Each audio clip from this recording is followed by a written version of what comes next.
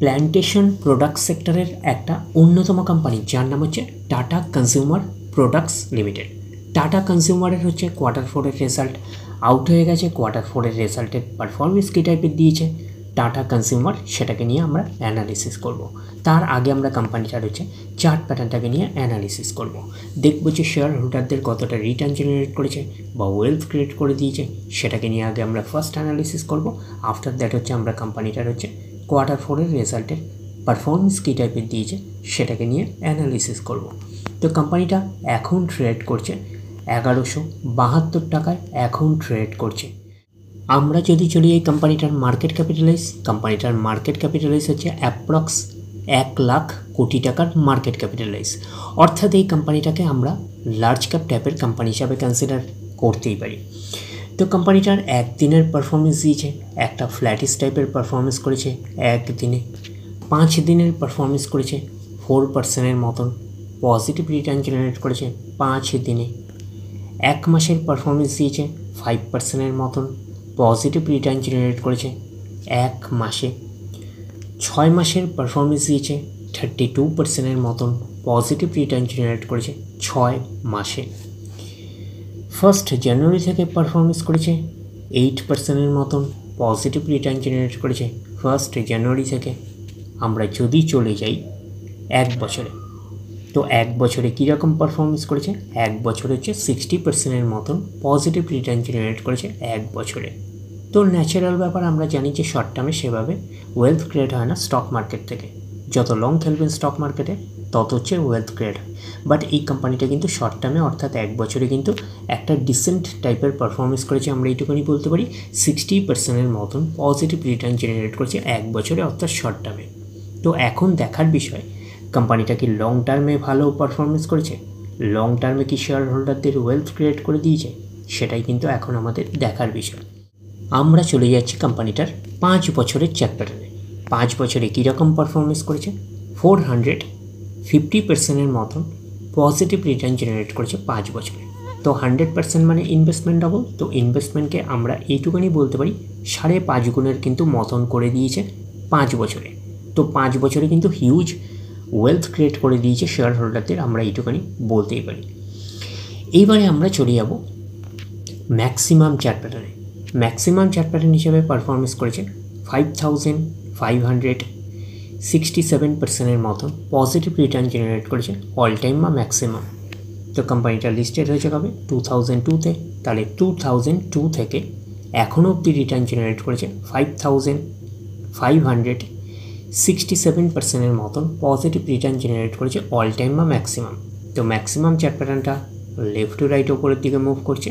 তো সেই হিসাবে কিন্তু একটা ডিসেন্ট টাইপের চার্ট প্যাটার্ন হিসাবে কিন্তু আমরা কনসিডার করতেই পারি, এবং কোম্পানিটা কিন্তু ফান্ডামেন্টালি সাউন্ড কোম্পানি। তো এখন দেখার বিষয় কোম্পানিটার Q4 রেজাল্টের পারফরমেন্স কী টাইপের দিয়েছে। তাহলে আমরা চলে যাচ্ছি কোম্পানিটার Q4 রেজাল্টে। আমরা চলে আসলাম কোম্পানিটার হচ্ছে Q4 রেজাল্টে। আগে আমরা ফার্স্ট দেখে নেব যে সিকোয়েন্সগুলো ঠিকঠাকভাবে সাজানো রয়েছে নাকি, এটাকে আগে আমরা ফার্স্ট দেখে নেব। এটা হচ্ছে এই কোয়ার্টার, মিনস হচ্ছে Q4, এটা হচ্ছে প্রিভিয়াস কোয়ার্টার, আর এটা হচ্ছে 1 বছর আগে। তাহলে সিকোয়েন্সগুলো ঠিকঠাকভাবে সাজানো রয়েছে, আমরা এইটুকুনি বলতে পারি। এইবারে আমরা দেখে নেব যে অ্যামাউন্টগুলো কিসে দিয়েছে, অ্যামাউন্টগুলো কারেন্সে দিয়েছে অ্যামাউন্টগুলো। এইবারে আমরা চলে যাব কোম্পানিটার টোটাল ইনকামে। তো টোটাল ইনকামে যাওয়ার আগে আমরা কি করব, একটু লার্জ করে অ্যাডজাস্ট করে নেব, তাহলে আপনাদের কাছে ব্যাপারটা আরও ভিজিবল হবে। তো এইবারে আমরা চলে আসছি কোম্পানিটার টোটাল ইনকামে। তাহলে ইনকাম করলো কত এই কোয়ার্টার, মিনস হচ্ছে Q4-এ 3965। প্রিভিয়াস কোয়ার্টারে ছিল কত, 3863, এবং 1 বছর আগে ছিল 3674। তাহলে 1 বছর আগের 3674টা এখন কত হয়ে গেছে, 3965। তাহলে আমরা বলবো ইয়ার অন ইয়ার বেসিস কিন্তু জাম্প রয়েছে, আমরা এইটুকুনি বলতে পারি টোটাল ইনকামে। প্রিভিয়াস কোয়ার্টারে ছিল কত, 3863, সেটা হয়ে গেল এই কোয়ার্টার, মিনস হচ্ছে Q4-এ হয়ে গেল 3965। তাহলে আমরা বলবো কোয়ার্টার অন কোয়ার্টার বেসিসও কিন্তু জাম্প রয়েছে টোটাল ইনকামে। তো ন্যাচারাল ব্যাপার, আমরা জানি যে ইনকাম করতে গেলে কোম্পানিকে এক্সপেন্সেস করতেই হবে। তো এখন দেখার বিষয় কোম্পানিটা ইনকাম করতে গিয়ে কতটা এক্সপেন্সেস করেছে। তাহলে আমরা চলে আসলাম টোটাল এক্সপেন্সেসে। এই কোয়ার্টার মিনস হচ্ছে কোয়ার্টার 4-এ 3455, প্রিভিয়াস কোয়ার্টারে 3350 এবং এক বছর আগে 3217। তাহলে এক বছর আগের 3217টা এখন কত হয়ে গেছে? 3455। তাহলে আমরা বলবো ইয়ার অন ইয়ার বেসিস কিন্তু জাম্প রয়েছে। আমরা এইটুকুনি বলতে পারি টোটাল এক্সপেন্সেসে। প্রিভিয়াস কোয়ার্টারে ছিল কত? 3350, সেটা হয়ে গেল এই কোয়ার্টার মিনস হচ্ছে কোয়ার্টার 4-এ হয়ে গেল 3455। তাহলে আমরা বলবো কোয়ার্টার অন কোয়ার্টার বেসিসও কিন্তু জাম্প রয়েছে টোটাল এক্সপেন্সেসে। এইবারে আমরা বের করব কি? এইবারে আমরা বের করব হচ্ছে অপারেটিং প্রফিট। কি করে বের করব? টোটাল ইনকাম থেকে টোটাল এক্সপেন্সেস আমরা বাদ দেব। বাদ দিলে যেটা পড়ে থাকবে সেটা হচ্ছে অপারেটিং প্রফিট। টোটাল ইনকাম পেয়ে গেছি, টোটাল এক্সপেন্সেস পেয়ে গেছি, টোটাল ইনকাম থেকে টোটাল এক্সপেন্সেস বাদ দিলে পড়ে থাকছে অপারেটিং প্রফিট। অর্থাৎ আপনারা বলতে পারেন profit before exceptional item and tax. তাহলে পাচ্ছি কত? এই কোয়ার্টার মিস হচ্ছে কোয়ার্টার 4-এ 509, প্রিভিয়াস কোয়ার্টারে ছিল 513 এবং এক বছর আগে ছিল 456। তাহলে এক বছর আগের 456টা এখন কত হয়ে গেছে? 509 হয়ে গেছে।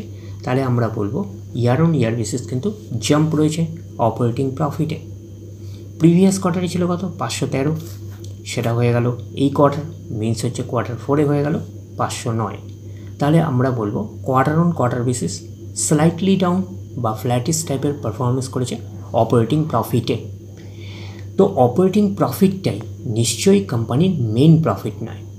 তারপরে কি করতে হবে? বিভিন্ন অ্যাডজাস্টমেন্ট থাকলে সেগুলো প্লাস মাইনাস হবে, গভর্নমেন্টকে ট্যাক্স পে করতে হবে, গভর্নমেন্টকে ট্যাক্স পে করার পরে কোম্পানির কাছে যেটা পড়ে থাকবে সেটা কোম্পানির ফাইনাল প্রফিট বা নেট প্রফিট হিসাবে আমরা কনসিডার করতে পারি।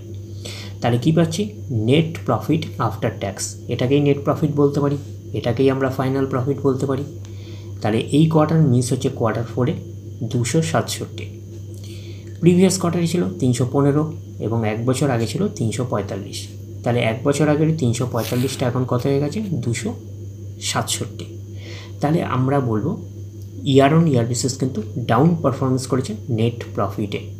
প্রিভিয়াস কোয়ার্টারে ছিল কত? 315, সেটা হয়ে গেল এই কোয়ার্টার মিনস হচ্ছে কোয়ার্টার 4-এ হয়ে গেল কত? 267। তাহলে আমরা বলবো কোয়ার্টার অন কোয়ার্টার বেসিসও কিন্তু ডাউন পারফরমেন্স করেছে নেট প্রফিটে।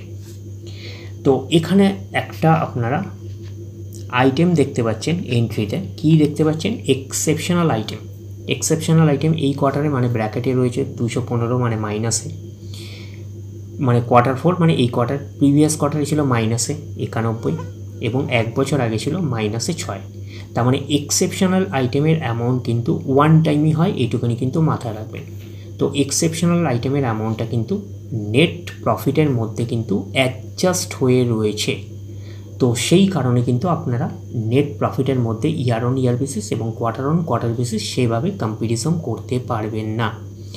তখন আপনারা কাকে ধরে কম্প্যারিজন করবেন? অপারেটিং প্রফিটটাকে ধরে কম্প্যারিজন করবেন। তাহলে অপারেটিং প্রফিটটাকে ধরে কম্প্যারিজন করলে year on year basis jump রয়েছে, আর quarter on quarter basis slightly down বা ফ্ল্যাটিস টাইপের পারফরমেন্স করেছে, আমরা এইটুকুনি বলতেই পারি যেহেতু এক্সেপশনাল আইটেম রয়েছে বলে। এইবারে আমরা চলে যাচ্ছি কোম্পানিটার ইপিএসে অর্থাৎ আর্নিং পার শেয়ার। তাহলে আমরা চলে আসলাম ইপিএসে অর্থাৎ আর্নিং পার শেয়ারে। এই কোয়ার্টার মিনস হচ্ছে কোয়ার্টার 4-এ 2.28, প্রিভিয়াস কোয়ার্টারে ছিল কত? 3.00 এবং এক বছর আগে ছিল কত? 2.89। তাহলে এক বছর আগের 2.89টা এখন কত হয়ে গেছে? 2.28। তাহলে আমরা বলবো ইয়ার অন ইয়ার বেসিস কিন্তু ডাউন পারফরমেন্স করেছে ইপিএসে অর্থাৎ আর্নিং পার শেয়ারে। প্রিভিয়াস কোয়ার্টারে ছিল কত?